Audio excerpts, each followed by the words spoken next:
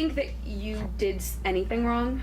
No, I don't think that. And this is why I know how I left my home. A mother says a babysitter took off, leaving her kids all by themselves. When police found them, they called it one of the most horrific things they'd ever seen. Good evening, everyone. Jackie is off tonight. We first told you about this case back in July. 3 little children were found naked and without any food in a hot apartment. News 4's Jen Shantz has been following this case from the beginning and brings us an interview you're seeing only on 4. Jen?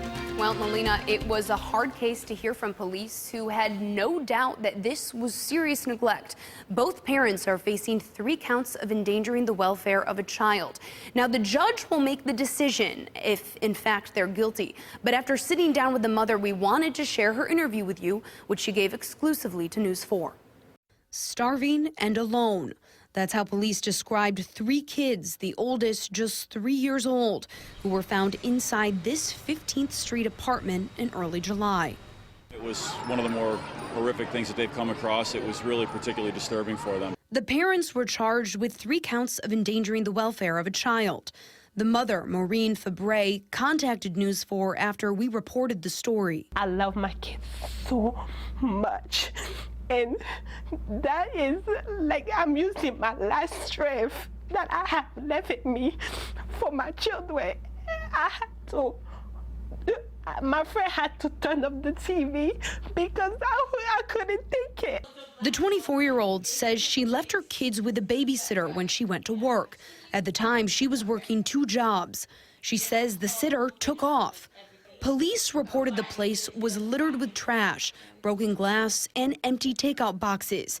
The kids, they said, were naked and hungry.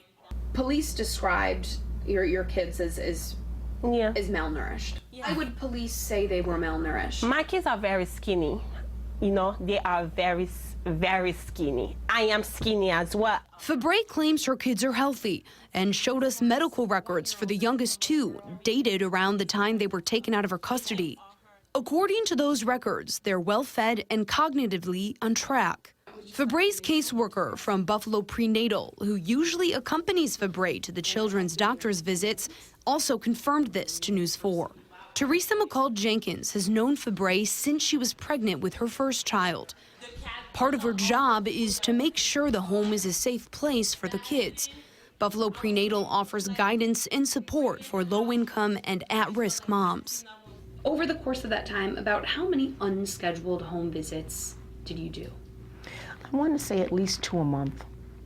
And describe the home during those visits. The homes were neat and clean. I've never been in her house where the house was unruly or dishes. I never saw dishes in the sink. She was either cleaning, wiping something down, but the house was always clean and neat. And was there always food there for the children? Yes, yes. When McCall-Jenkins heard what happened, she was shocked. What police described, she says, isn't what she'd seen over the past 3+ years. Fabre recently moved into that apartment. She says since the move, they'd been eating out. She claims she left her credit card for the babysitter to get food, since she didn't have time to unload groceries she'd left in her car. Fabre took us inside her West Side apartment and showed us some of the furniture that had recently arrived, along with food and clothes for her kids. The babysitter, named Joanne, according to Fabre, is a friend. But Fabre didn't know much more about her. If she's your friend, why wouldn't you know her last name? She's not the only person that I do not know her last name. McCall-Jenkins admits Fabre made a mistake. A very bad judgment call, and it's a learned experience. But she says that doesn't change her pattern of parenting and providing for her kids. She hopes the court will see that. The prosecution in this case is ready to go to trial. Fabre is back in court September 22nd. The children, all 3 of them, are still under the care of their grandmother. We requested photos from the Buffalo Police Department of that apartment when they arrived there, but they said they couldn't release them as it's part of an ongoing case. They tell us this is now in the court's hands and would not comment on our story.